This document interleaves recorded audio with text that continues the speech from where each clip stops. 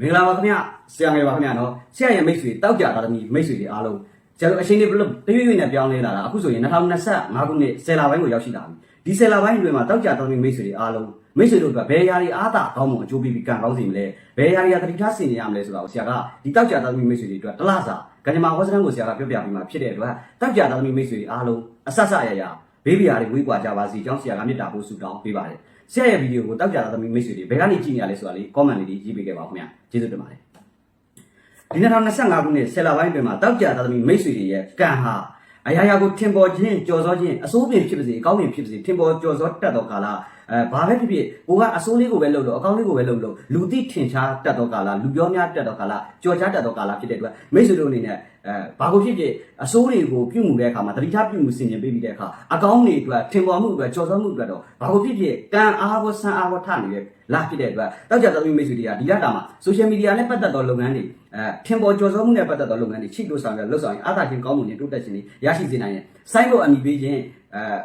နာမည်အသစ်ပေးခြင်းတို့စိုင်းဘုတ်တင်ခြင်းတို့ဆွမ်းနာလို့ပေါ့ပနိုင်ရိုက်ခြင်းတို့အိုးအိတ်ချမ်းပြီးစောက်ခြင်းတို့အဆရှိတဲ့အရာလေးတွေချိလို့ဆောင်ရလှုပ်ဆောင်ခြင်းအိမ်သားမင်္ဂလာပြုလုပ်ခြင်းတို့မင်္ဂလာဆောင်ခြင်းတို့အိမ်အောင်ပြုခြင်းတို့အဆရှိတဲ့အရာလေးတွေထင်ပေါ်ကြော်စောမှုနဲ့ပတ်သက်သောလုပ်ငန်းတွေမှာတော့ချိလို့ဆောင်ရလှုပ်ဆောင်ရင်ကံရဲ့အထောက်အကူနဲ့အားသာမှုတွေများစွာရရှိတတ်တဲ့အတွက်အကျိုးရှိအသုံးချရန်လိုအပ်ပါတယ်ကျမ်းမာရေးနဲ့ပတ်သက်လာရင်တော့ကျမ်းမာရေးဟာငွေကြီးနဲ့တိုက်ရိုက်လာတဲ့တူနေပြီးတော့ဆရာငယ်လို့တော့ဗျာငွေဝင်ကျမ်းမာရေးကောင်းပြီးငွေမဝင်ကျမ်းမာရေးဟာဟိုနာကိုက်ချင်တယ်လို့ဒီနာခဲချင်တယ်လို့ဖြစ်လာတတ်တယ်လို့ပဲကျမ်းမာရေးဟာငွေဝင်ကျမ်းမာရေးကောင်းပြီးငွေမဝင်ကျမ်းမာရေးညံ့နေတဲ့တော့ကာလဖြစ်ပါတယ်သို့တော့အထူးသဖြင့်အတက်အရွယ်အပြင်မိတ်ဆွေတို့အနေနဲ့ကျမ်းမာရေးနဲ့ပတ်သက်လို့ရှိရင်ခြေထောက်နဲ့ပတ်သက်ပြီးသတိထားပါခါးနဲ့ပတ်သက်ပြီးသတိထားပါအကြောတို့အဆင့်အမြင့်တို့ခန္ဓာကိုယ်တို့နဲ့ပတ်သက်ရင်ထုံကျင်နာကျင်ကြိုက်ခဲမှုမျိုးလေးတွေဖြစ်ရတတ်တော့လာဖြစ်တဲ့အတွက်မိတ်ဆွေတောက်ကြတာသမီးတွေဒူးတို့ခါတို့အကြောတို့အစင်းမြစ်တို့နဲ့ပတ်သက်လာရင်တော့သတိထားစီနေရအတွက်တော့လိုအပ်သောကာလဖြစ်ကြောင်းဆရာကထပ်လောင်းအကြံပေးပြရစီခင်ဗျာထို့အတူမိတ်ဆွေတို့အနေနဲ့ငွေကြီးနဲ့ပတ်သက်လာရင်ဝင်ငွေဟာထွက်ငွေနဲ့အလားတန်နေတယ်ဒီဘက်ကဝင်ဟိုဘက်ကထွက်ဟိုဘက်ကဝင်ဒီဘက်ကထွက်ရတာမျိုးလေးတွေကြုံရတဲ့အတွက်ငွေမမြဲသောကာလဖြစ်ပါတယ်ငွေကြီးနဲ့ပတ်သက်လာရင်လက်ထဲမှာအများကြီးအကြာကြီးထားတာမျိုးထက်တဦးတယောက်တစ်စုံတစ်ယောက်ကိ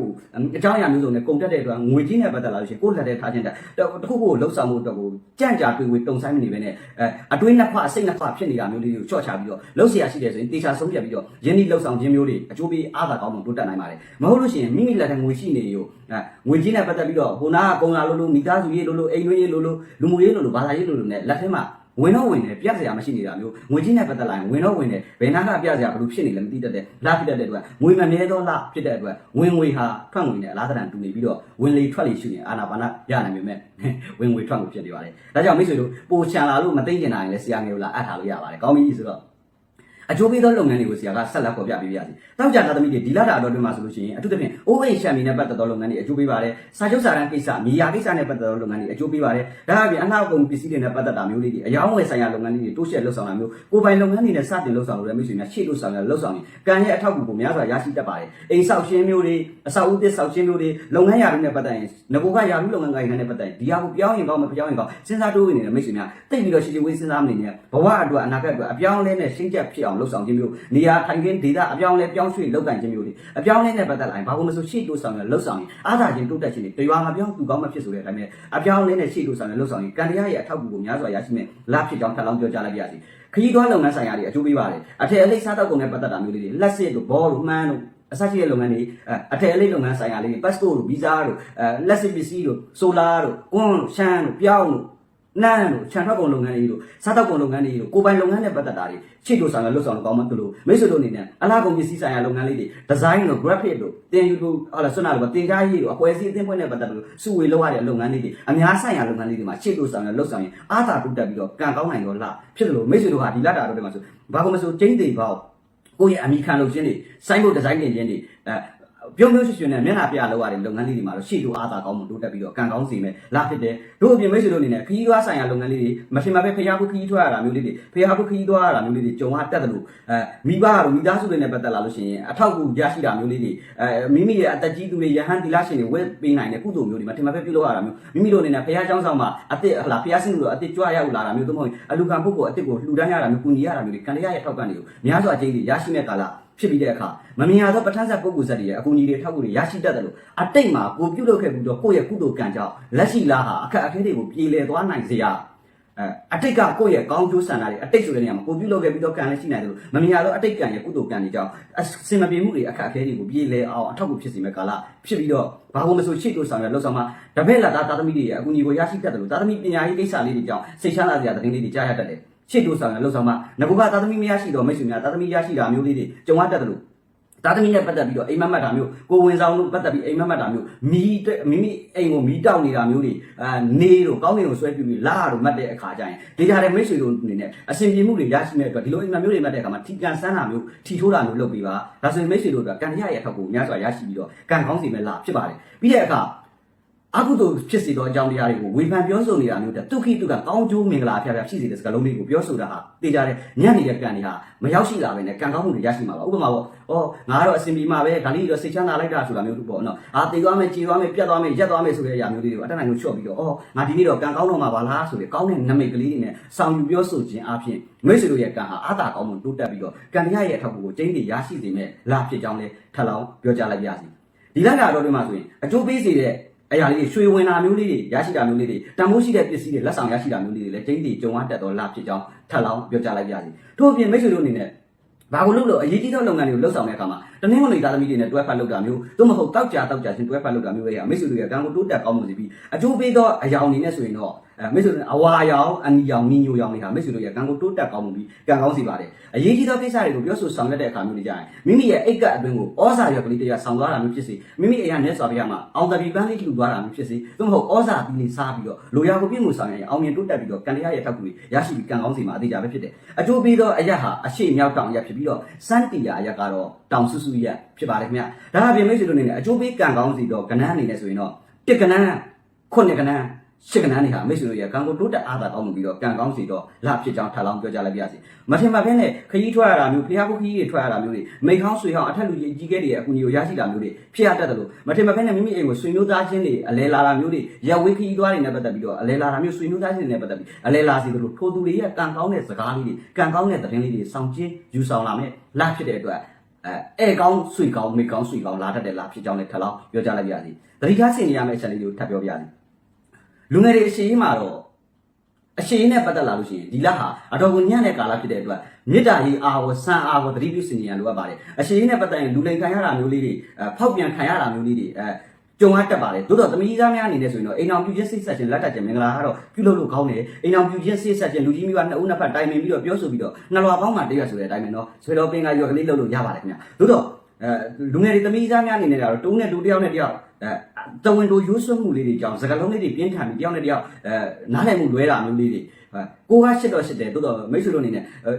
ဲ့သူ့ရဲ့စကားလုံးတွေနှိပ်စက်မှုတွေအရှိနဲ့ပတ်သက်လာရင်ကြုံရတာမျိုးလေးတွေသတိပြုစင်နေရလိုအပ်ပါတယ်မိမိရှစ်တော်မြန်လို့တော့သူကိုဖွင့်မပြောပဲဆရာလိုတယောက်တည်းနေပါဒါဆိုရင်စိတ်ချမ်းသာဟုတ်ပါတယ်ကောင်းပြီဆိုတော့သမီးသားများအနေနဲ့ဆိုလို့ရှိရင်တော့မိမိတို့အနေနဲ့အရှိနဲ့ပတ်သက်လို့ရှိရင်ငွေကုန်ကြီးကြများရတာမျိုးလေးတွေအရှိနဲ့ပတ်သက်လာရင်ကိုယ့်ကိုရှစ်ဟန်ဆောင်ပြီးငွေကြီးအလိမ်ညာခံရတာမျိုးလေးတွေကြုံရတတ်တဲ့အတွက်တော့ဆရာမိတ်ဆွေတွေတောက်ကြတာသမီးတွေဒီလားဟာအရှိရောမြစ်တာရေးစံကောသတိပြုစင်နေရတော့လိုအပ်သောကာလပိုင်းခြားဖြစ်ပါတယ်သတိထားစင်နေရမယ့်အချက်တွေအလောင်းကစားကပြောပါနဲ့ပတ်သက်လာရင်လုံးဝကိုညံ့ပါတယ်အလောင်းကစားပြောပါတဲ့ပတ်သက်ရင်လောင်းမလားလို့တော့မပြောပါနဲ့ချွေတလက်ကြက်တခုံဆိုတဲ့လုပ်ငန်းတွေကိုသတိထားပါ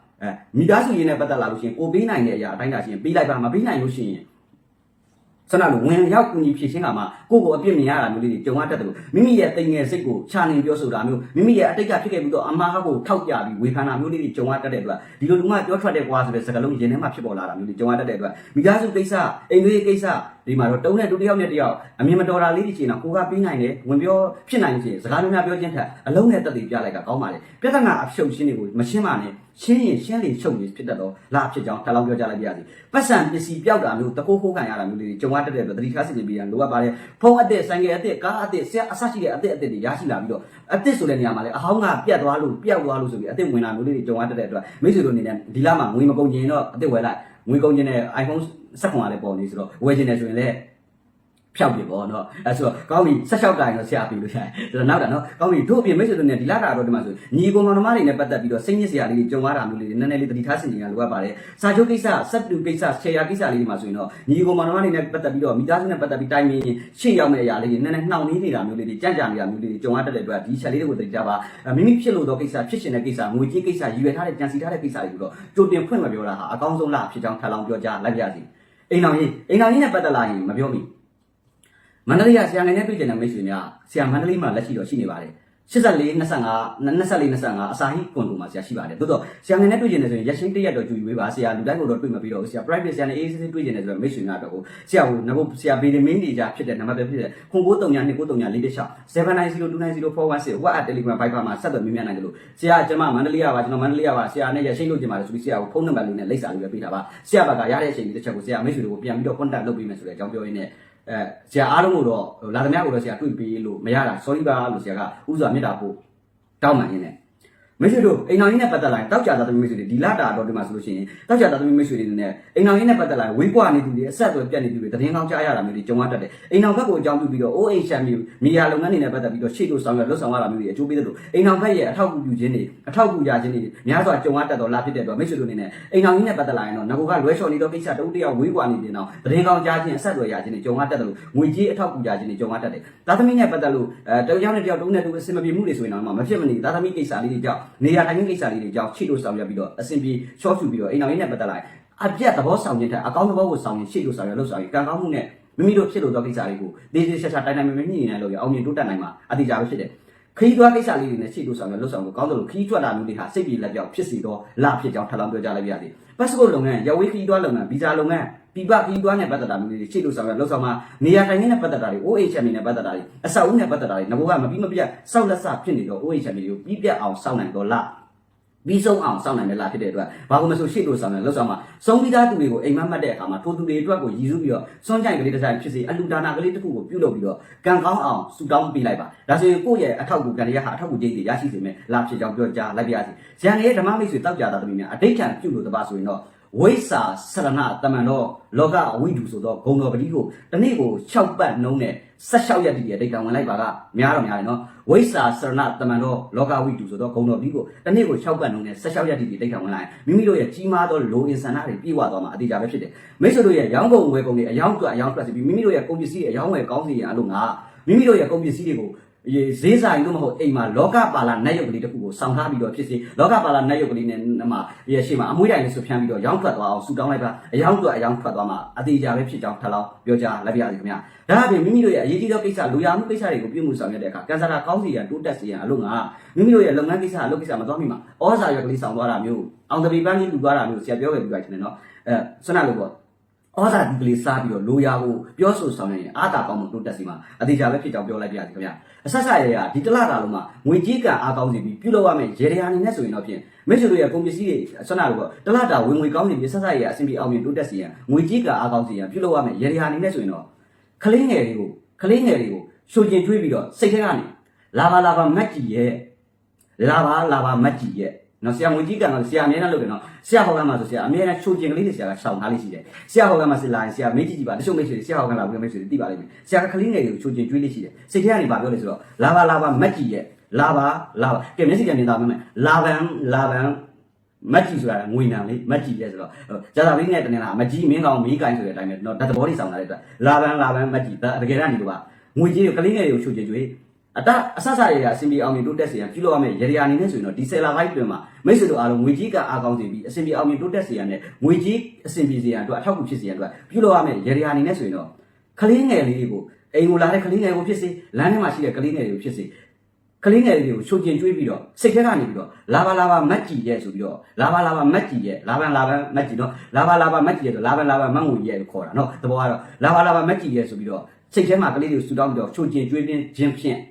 မိတ်ဆွေတွေရဲ့ငွေကြေးကအားကောင်းတိုးတက်စေပြီးတော့ကန်ဆာတာကောင်းစီမယ်ဆိုတဲ့အကြောင်းပြောရင်းနဲ့တောက်ကြသားသမီးမိတ်ဆွေတွေအားလုံးဒီ2025ဆယ်လပိုင်းတွင်မှာအဆက်အစင်ပြေအောင်မြင်တိုးတက်လို့ရတနာစိတ်ကြောက်စေတော့တိုက်ကစားနိုင်ကြပါစေတက်နေတဘိုးလောက်ပြီးဖြုတ်ခဲ့လို့စီးတဲ့ဥစ္စာများတိုးပွားကြပါစေကြောင်းဆရာကဆူတောင်းနေနဲ့နောက်တစ်ပတ်မှာပြန်ဆုံပါမယ်ခင်ဗျာ